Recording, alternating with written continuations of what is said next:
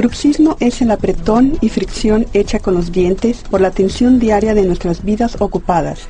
Mientras la mayoría del bruxismo ocurre durante el sueño, podemos también encontrarnos apretando nuestros dientes durante el día.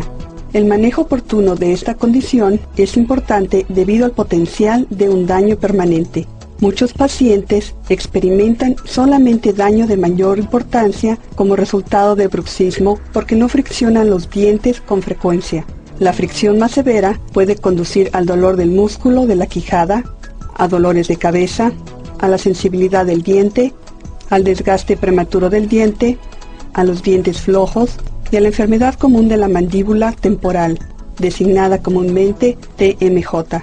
Bruxismo es a menudo el resultado de la tensión, cuando nuestros músculos tienen un exceso de trabajo al apretar y hacer fricción con los dientes, se da como resultado dolor y tensión.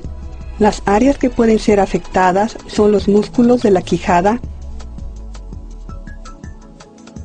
templos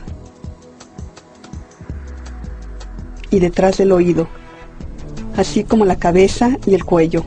Músculos específicos se utilizan para mover la quijada durante la masticación normal. Cuando se aprietan y friccionan los dientes, estos músculos no funcionan correctamente y no se filtran. La tensión puede producir nudos, inflamación y dolor del músculo. La meta de cualquier terapia para el bruxismo es reducir los síntomas o quizás aliviar el comportamiento en conjunto.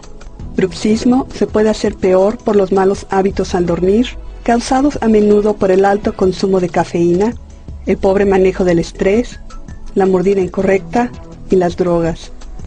La terapia de reducción del dolor puede implicar masajes, compresas calientes y frías, ejercicios para estirar los músculos y también puede inducir relajantes musculares, antiinflamatorios y esteroides. El curso recomendado de tratamiento es determinado por su dentista según síntomas específicos. Su dentista también puede prescribir un protector de noche para usted. El protector de noche puede descargar tensiones de la quijada y continuará entrenando a sus músculos para relajarse durante el día, así como elimina desgaste del diente durante las fricciones.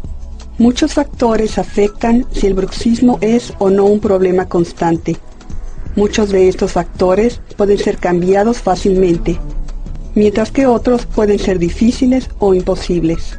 El resultado del tratamiento positivo del bruxismo puede ser una boca estable con tensiones reducidas en mente y cuerpo.